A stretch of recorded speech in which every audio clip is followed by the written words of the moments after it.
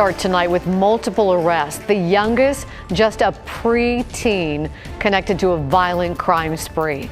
Thank you for joining us on this Friday night. I'm Laurel Porter. Police say for more than 12 hours, 3 boys robbed and attacked multiple people, including a man we heard from earlier this week. Catherine Cook caught up with him tonight. I was just in shock. I was like, I was so happy. It's how Bob Wenberg felt when he learned police arrested 3 people suspected of trying to rob him and running him over, breaking his leg. It happened Sunday morning. Bob was out walking his dog near Southeast 79th and Tibbetts. He says a car pulled up. Someone rolled down the window and pointed a gun at him. All I could think of was my wife. I was like, they're going to kill me and she's going to be alone. What Bob didn't know then was that the 3 people in that car were just 17, 15, and 11 years old. Police believe the boys were in the middle of a 13-hour violent crime spree across parts of North and East Portland. According to investigators, it started at midnight with 2 vehicles stolen from a driveway. After that, there were shots fired at a house and multiple gunpoint robberies. At least 2 robbery victims were riding a bike. Others were on foot. And of course, there's what happened to Bob. And there's no doubt that that was the gun that was pointed at me. Finally, at 12:59 p.m., police spotted the suspect's vehicle here near Southeast 83rd and Duke. They saw the 3 boys running away, so they set up a perimeter.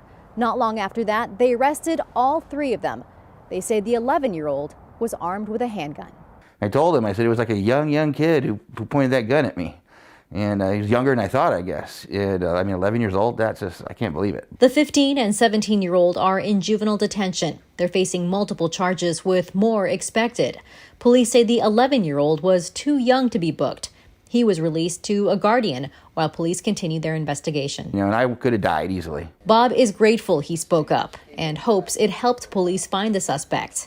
The end of a crime spree, he believes, could have been prevented. Our Port Police Department needs to get the resources they need. And if you don't fear being caught or prosecuted, this is what happens. In Southeast Portland, Catherine Cook, KGW News.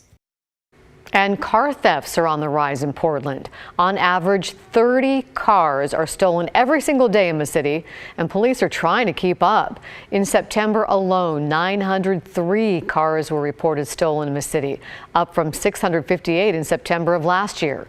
Earlier this week, North Precinct officers recovered 33 stolen vehicles in 48 hours. Police were out again on Thursday. They focused on a camp that was just off of Airport Way, kind of the 13800 block to about 146. And they found 11 stolen vehicles there. These vehicles were stolen from all over the area, from Vancouver to Hillsborough. Police stats show 77% of stolen vehicles are recovered within 30 days, with 89% recovered to date. Last night, we heard from Portland Mayor Ted Wheeler about the gun violence plaguing our city. And tonight, he's speaking out about the homeless crisis. He says there are just too many unsanctioned camps in the city, and it's time to start clearing them, especially those close to schools, sensitive natural areas, homes, and businesses.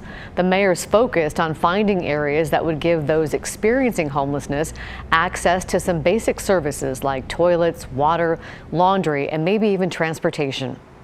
The goal should be 0 unsanctioned homeless camps in the city of Portland.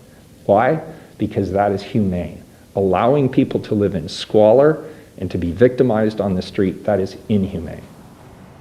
The mayor's comments come on the heels of Commissioner Dan Ryan's plan that calls for a half-dozen safe rest villages. As the mayor points out, those villages will only accommodate approximately 60 people each. More downtown development is coming to Vancouver with a project that will bring a destination district to the city right by the already bustling waterfront. KGW's Alma McCarty shares the newly released plans for the Waterfront Gateway project. Alma? The cities just chose a developer. LPC West, tasked with taking about 6.5 square acres downtown right by City Hall and transforming the area. The idea is to make a walkable district with lots to do, building off of the success the Vancouver is already seeing with the waterfront.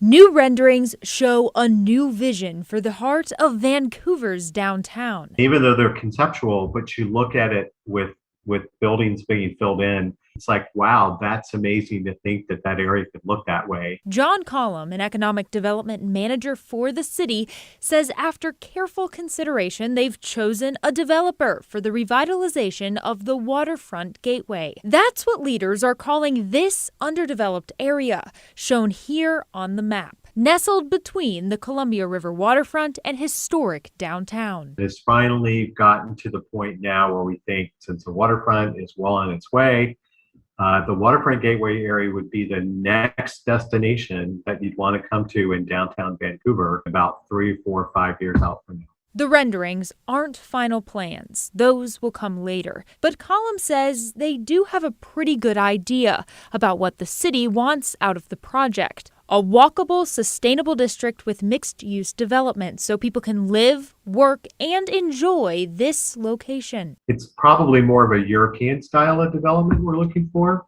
where you kind of walk down and you've got a retail street and you've got, retail or restaurants on both sides. If we can create an environment like that, we're going to have a very active district all the time because it's going to be designed like that from the very beginning. There's still time for the public to weigh in with ideas in the first part of 2022. Collum hopes the Vancouver community will get excited about the future development. Honestly, 4 or 5 years down the road, that's not that long to think about kind of stepping, out in that area and really enjoying it as a destination district. Alma McCarty, KGW News. Does sound really exciting.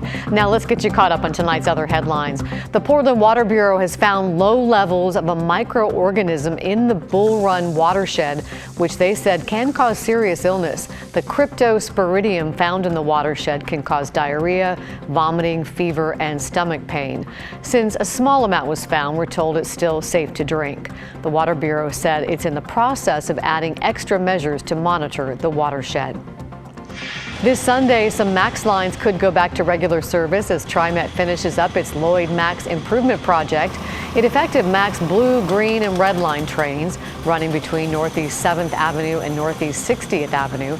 TriMet is thanking riders who had to change their routes or mode of transportation to get around for the past couple of weeks. A local band has their van and thousands of dollars in equipment back after thieves stole it this week. On Tuesday, the suspects arrived in this car before stealing the van. The director of Grupo Nobles, Armando Cortez, saw it happening while watching the remote camera feed on his phone. Now the band will be able to get back on stage and perform. A driver is in the hospital after crashing a car into a home in Lake Oswego. This is video from the fire department. Investigators say the people who live in that home are okay, but the driver is in critical condition. Fire officials say when crews got there, they initially couldn't see much of the car. The firefighters actually had to cut the wall to gain access to that room where the car was in. So the car flew and went airborne, crashed on top of the house, and then fell down into the closet in the house. Fire officials say 2 adults, a teenager, and a dog living in the home were not hurt. Police don't believe drugs or alcohol were involved. The two sides in a federal lawsuit over dams and salmon agreed to take a 1-year pause to see if they can find a long-term solution. The basic argument is that dams on the lower Snake River and on the Columbia kill wild salmon and are pushing them to the edge of extinction. On the other side, utilities argue hydropower makes up nearly half the electricity used in Oregon, that it's green, and that knocking down any of the dams would have disastrous consequences. Advocates on both sides say the 1-year pause in the lawsuit is a good step. We see this stay as a really great step in the process, being able to sit down at the table and talk through in the next number of months what is the right operation for that river. That's the right thing to do, because ultimately what we want to do is balance the needs for fish and the needs for hydro. Washington Governor Jay Inslee and Senator Patty Murray also announced today they will study the question of breaching the dams and whether there is a reasonable way of replacing the benefits of those dams.